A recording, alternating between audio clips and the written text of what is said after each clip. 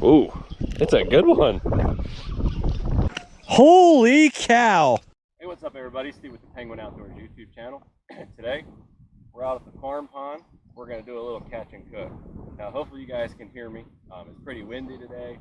The weather is not quite ideal, so I've got my voice recorder going, but I'm honestly not sure that it's pulling off the microphone like it's supposed to be, but we'll find out.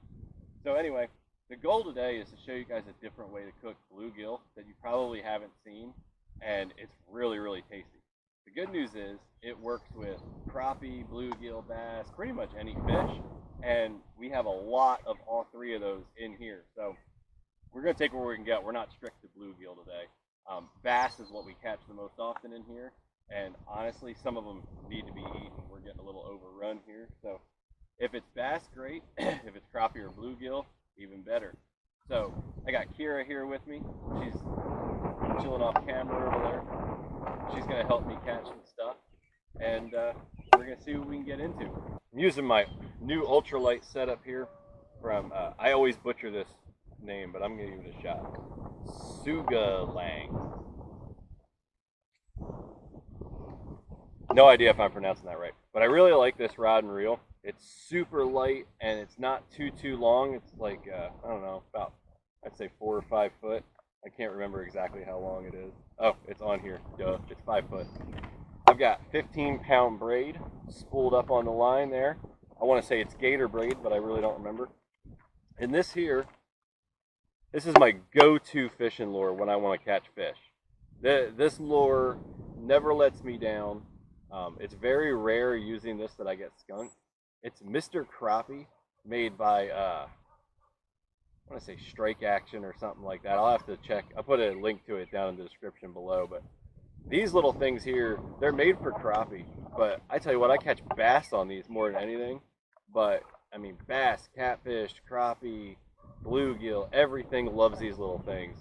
And that's the same thing that Kira's fishing on her little pole over there. I'm not entirely sure what she's doing, but we're going to get her sorted out in a minute here. Something tells me you were in the weeds from the get-go, but let's see if we can find out.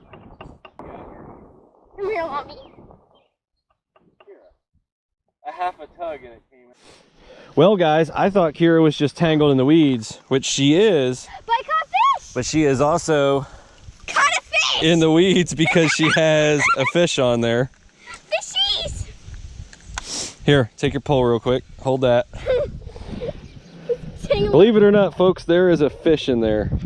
A pretty respectable bass, actually. Oh, that's humongous. That's bigger than the fish that you caught a couple days ago. Oh, it's really heavy.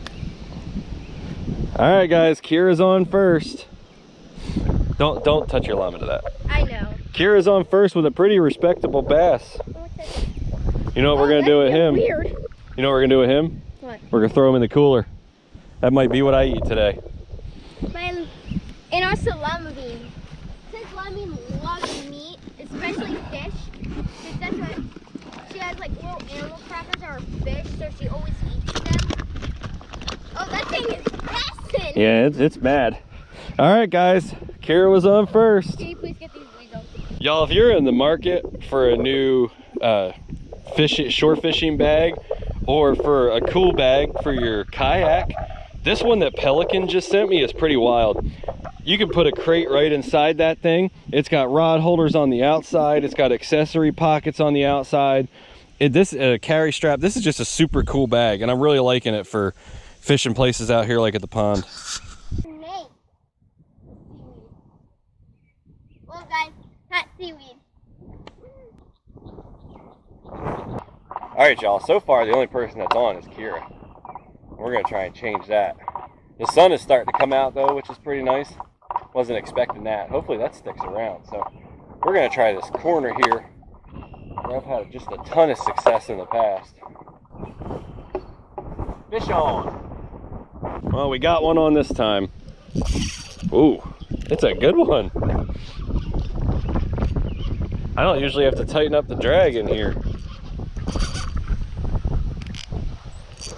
Pulling me right into the weeds.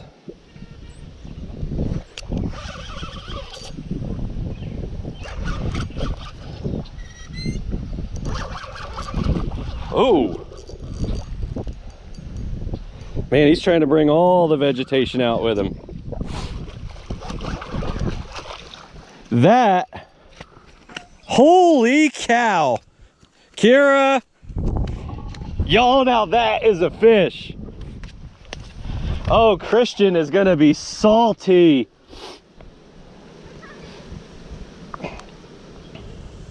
Holy crap.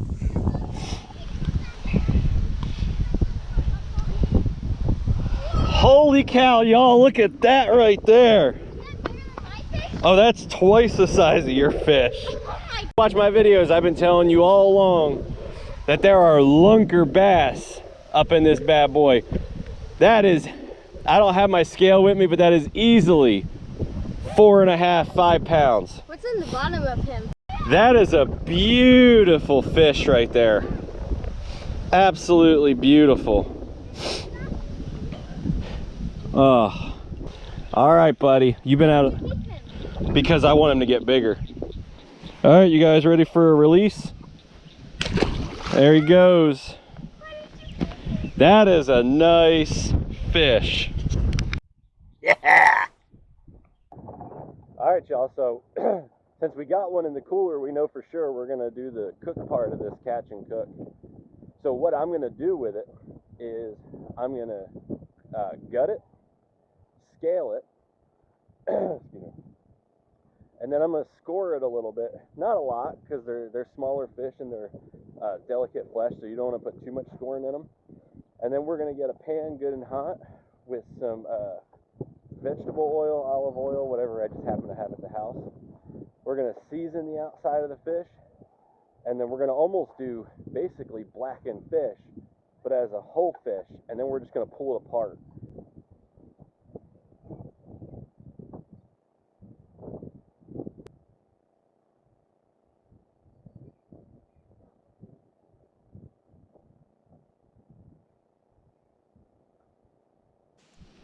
We got fish on, felt pretty small, and then it ran into the weeds.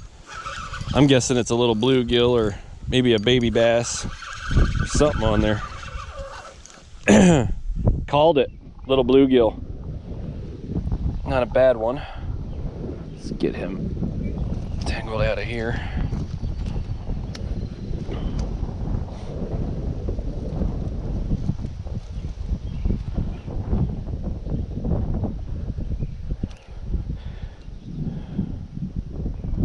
Don't hook me. Little bluegill. Now normally, hey, try to swallow that real good. Here, set the rod down.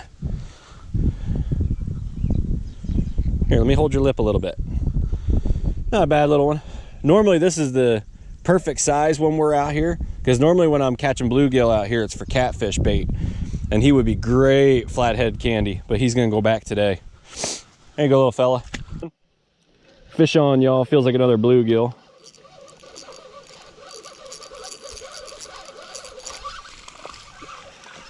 Nope. That's a bass. Kira, look at that. Kira's getting mad, I think. Oh, buddy, you almost swallowed it. There we go. Not a bad little bass. He's got a little bleeding going on because of where he got hooked, but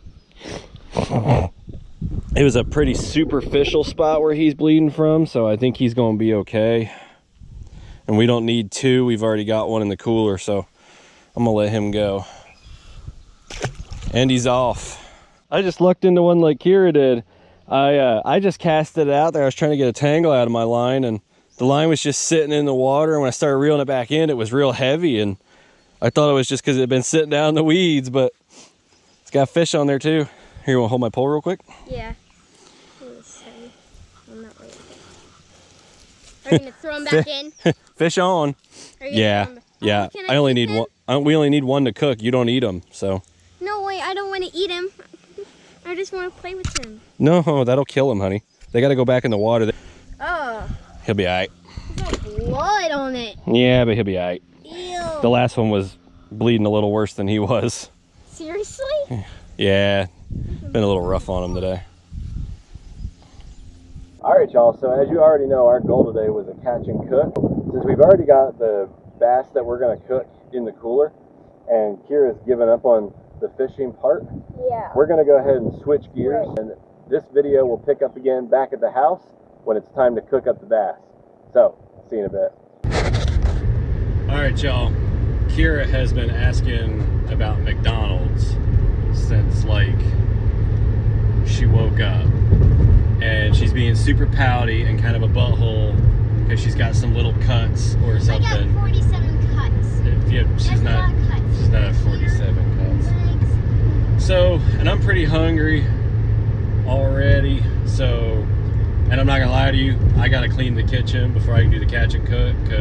We're gonna scoot on over to McDonald's. We're gonna get her a Happy Meal, give me a big old cheeseburger, and then I'm gonna head back to the house, clean up the kitchen, and then we're gonna cook that fish for dinner. So we'll see you in a bit. Hey, what's up everybody? Welcome back to Casa de Penguin. We're gonna finish this catch and cook up with the cook part. So I already started editing the first part of the video, so I apologize for the audio. Turns out I didn't have the recorder on. I turned it off when I thought I was turning it on, the audio recorder. So all the audio was subject to the cameras. And the first camera I used, it was really windy, and I took the lens cover off, but I didn't detach it from the camera. So it was smacking into the tripod and making these weird noises. And then the second one, I was wearing, the one GoPro wasn't working, so I used one of my off-brand GoPros because it has decent video, and I was like, well, I've got the audio going, but no luck. So I had to work with what I got, so sorry about the audio. Now, let's talk about bass. Bass fishermen, they don't like to play with their food.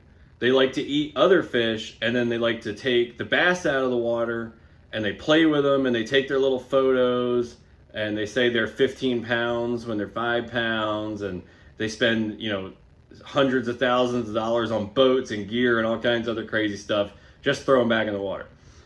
What a waste. Such a good tasting fish. And because our farm pond is so crazy overrun with the bass, I gotta eat them every now and then anyway. So don't be in the comments giving me a bunch of grief over eating bass, or tell me they don't taste good. Bass are a phenomenal tasting fish. They're super easy to prepare. So that's what we're gonna do. Let me show you how. All right, here we got our little friend. We gutted him out. I removed the pectoral fin, and then I scaled him, and I couldn't find my scale tool, so I had to do it old school with the spoons. So what we're gonna do on him is we're gonna score the flesh. We're gonna season him. We're going super basic. We got salt, pepper, and Old Bay. Phenomenal way to prepare a fish this way. We're gonna get the oil good and hot in the pan, and then we're gonna just blacken both sides, and that's it. Super, super easy preparation. So let's get to it. All right, so I've gone ahead and scored the first side, and as you can see, there's not too many scores and not too deep. They're pretty delicate flesh, but you want to get, you know, down in there. Basically, what I do is I run the knife in, and as soon as I feel the resistance of the rib cage, I don't push any further, and I just lightly score across from the tail all the way up to where the pectoral fin was.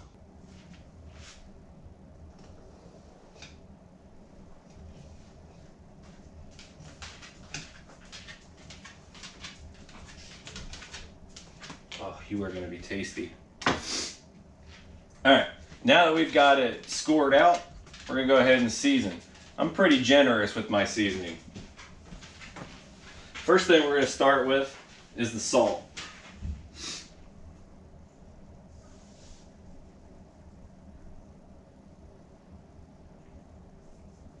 I love salt. We're going to do the pepper.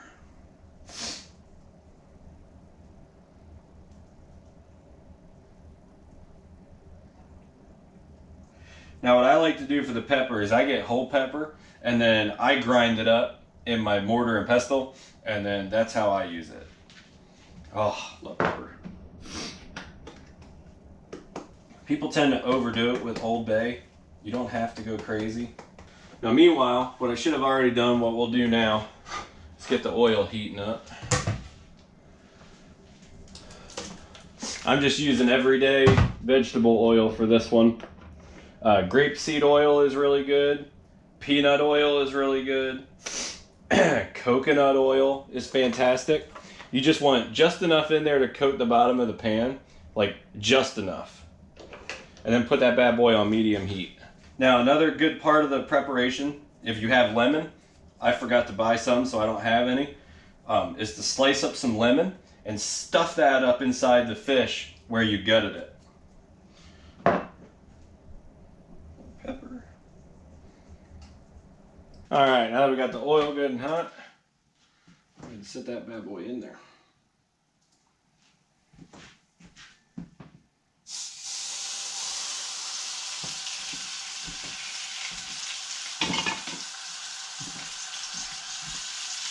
Press it down in the pan there. Another great addition, especially if you're using like a grapeseed oil, is to do grapeseed oil and butter, and with the lemon inside, put some lemon over top the outside when you flip it. Money. I wish you guys could smell this video. It smells amazing. Gonna let that cook all the way on that side and we'll flip it over. Now after just a few minutes on that one side, you can see it's pretty well cooked. Now, a purist might say that this is overcooked. I like them a little more to the crispy side. It's not crispy, it's still very good. Let's see if we can two-hand this here. Just scrape the meat off there against the rib cage.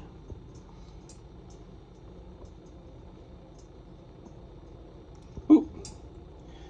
Now it is a smaller fish, so I mean you're not pulling huge bites off of there, but that is pure white, beautiful flesh.